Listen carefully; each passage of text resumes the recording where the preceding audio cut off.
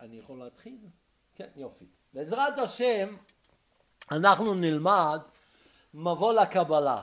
נסביר קצת יותר מושגים. מה זה הרעיון הזה, איך לומדים, מה יש, איזה ספרים יש. זה דבר מאוד חשוב לציבור הרחב לדעת שתורת ישראל יש לה, איזה תורה, משהו גבוה מעל גבוה שומר. אז צריכים לדעת שבקבלה זה עץ החיים, זה מדרגות וספירות, השתלשלות עולמות מהילה להלול, זה העץ החיים. אבל צריכים לדעת שאדם רוצה להיכנס בזה, המדרגות זה יבש, מאוד יבש הרעיון. מדרגות, השתלשלות עולמות, האדם הרגיל שישמע הוא יתאכזב אפילו, הייתי אומר, כי הוא לא יודע מה זה בכלל, מה זה הדברים האלה. זה לא דבר שספירות, מדרגות, עולמות, יבש מדי, לא משהו אני לא יודע מה. לכן צריכים לדעת שיש דרוש, זה משהו אחר, דרוש הקבלה. למשל הספר הזה זה הלשם של הצדיק רבי שלמה חייקל, זה ספר הדעה, זה ראשי תיבות עולם התוהו, זה דרוש עולם התוהו. הוא כתב, כמה כתב, זה למעשה שני ספרים, חלק א' וחלק ב'.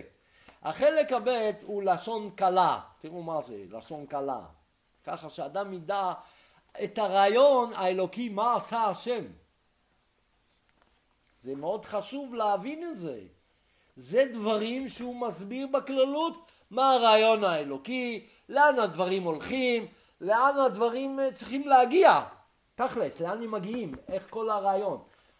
זה דבר מאוד חשוב, זה פרקים פה, זה דבר מאוד חשוב ללמוד את זה בלשם. דיינו, שאדם רוצה להיכנס לקבלה, מה זה ייתן לך עכשיו מידות וספירות? אתה לא מבין מה הרעיון האלוקי בכלל. עכשיו אתה עולה למעלה. אני צריך לתת לכם משל שתבינו. אדם עני, אין לו כלום. בגדים בקושי קרועים, בקושי יש לו נעליים. עכשיו הוא רוצה כתר עם יעלום. זהו, לשים כתר עם יעלום. זה הרצונות שלו. רגע, זה יפה, אבל הוא עני, אין לו בגדים. חכה, תלבש בגדים, תקנה בגדים, תקנה ככה נעליים יפות, וזה נקרא הלבושים, תכלס, כאן, התורות האלה.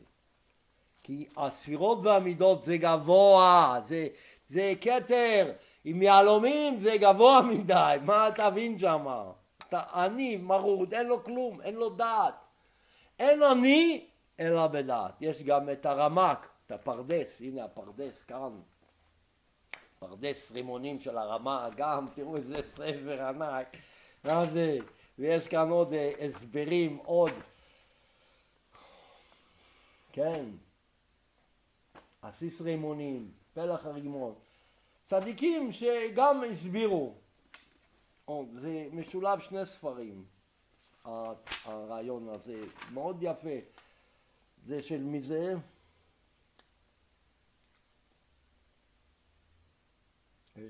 מי זה הספר שלך? איך? הרמה מפנו. הרמה מפנו. הרמה מפנו? הרמה מפנו, אפילו לא שמתי לב. זה עכשיו יצא הוצאה חדשה.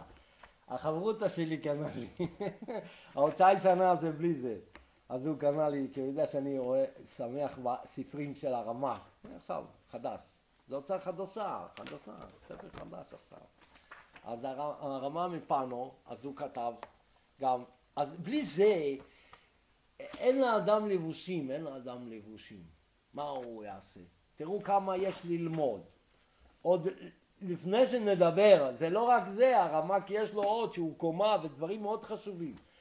צריכים להבין, כל המקובלים שכתבו הם לא חלוקים, לא. צריך מאוד להיזהר, זה אותו עיקרון, אותו רעיון. אבל איך כוח ההסבר, הוא מסביר לך את זה. אז אחד יסביר ככה או יסביר ככה, אבל העיקרון זה אותו עיקרון. זה השגה אלוקית.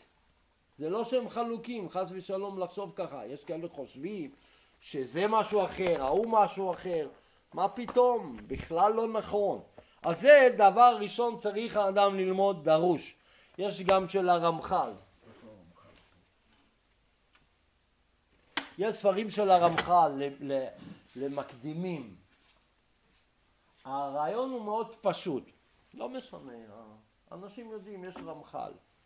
התורה של רמח"ל הוא ירד למטה לארץ, כאילו בשבילנו, על מנת שנוכל להבין. הוא לא כתב את זה בשביל מקובלים, לנו, איך אומרים, כיתה א', בשביל היסודות הפשוטים ביותר, הוא כתב דברים יפים, יש לו ספרים שמחכימים, פותחים את הלב ואת ההבנה.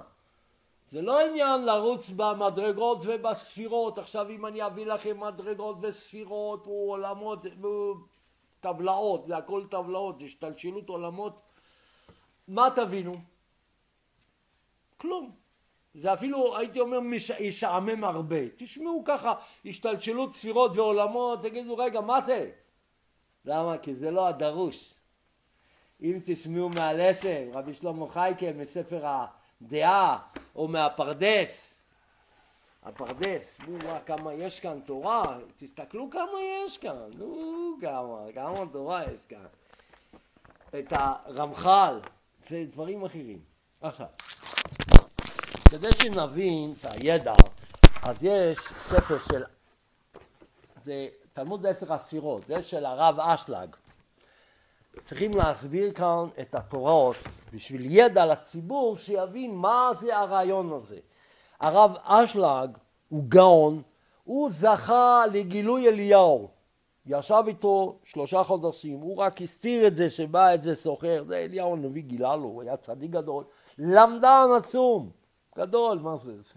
אי אפשר להסביר מה זה הדרגה שלו, אי אפשר. ואנשים בדור שלנו ככה חושבים שהרב אשלג כאילו, זה סתם איזה, אוי ואבוי לאנשים, מאוד צריך להיזהר, הוא גאון. הרב אשלג זה ניסוד של האריזל, כי האריזל אמר להם, אני אבוא. שאלו אותו איך, הוא אמר, אל תדאגו, אני אבוא. והנה, זה הרב, הוא כתב תלמוד 10 הספירות.